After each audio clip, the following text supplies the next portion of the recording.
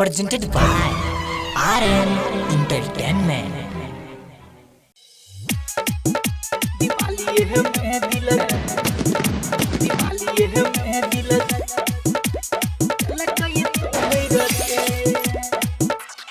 हाय रे कहियो की दिल के बात क्रिया खा के छोड़ल कैसे आथ भाई रे कहियो की दिल के बात क्रिया खा के छोड़ल कैसा तलाज भेलै ने ओकरा मुहबाल कहि होई रे दिवाली है दिल दिल कहि होई रे तलाज भेलै ने ओकरा मुहबाल कहि होई रे दिवाली है दिल दिल कहि होई रे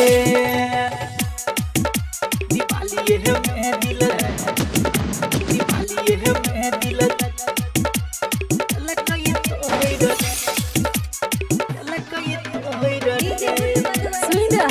कंचन रिकॉर्डिंग स्टूडियो से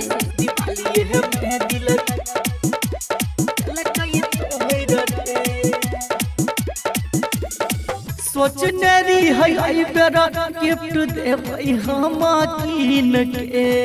महंगा वाला कोनो चीज अपना पसीन के सोचने रही है बेरा गिफ्ट देबै हम कीन के महंगा वाला कोनो चीज अपना पसीन के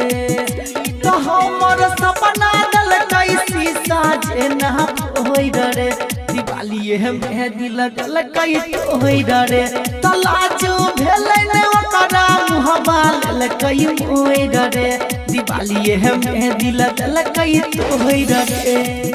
अखन अपने सब सुन रहल छी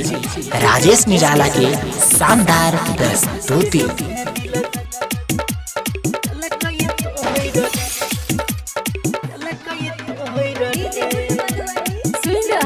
कंचन रिकॉर्डिंग स्टूडियो से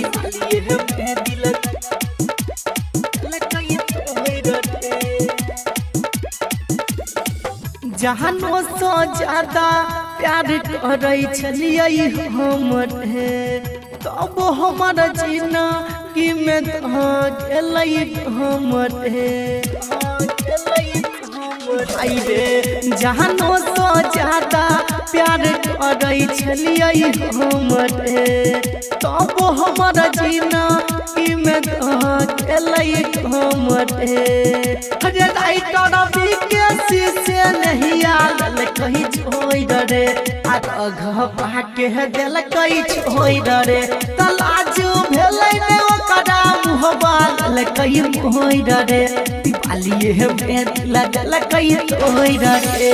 हाय रे कहियो की दिल के बात क्रिया खा के छोड़ल कैसे आथ भाई रे कहियो की दिल के बात क्रिया खा के छोड़ल कैसा तलाज भेलै ने ओकरा मुहबाल कहि होई रे दिवाली है दिल दिल कहि होई रे तलाज भेलै ने ओकरा मुहबाल कहि होई रे दिवाली है दिल दिल कहि होई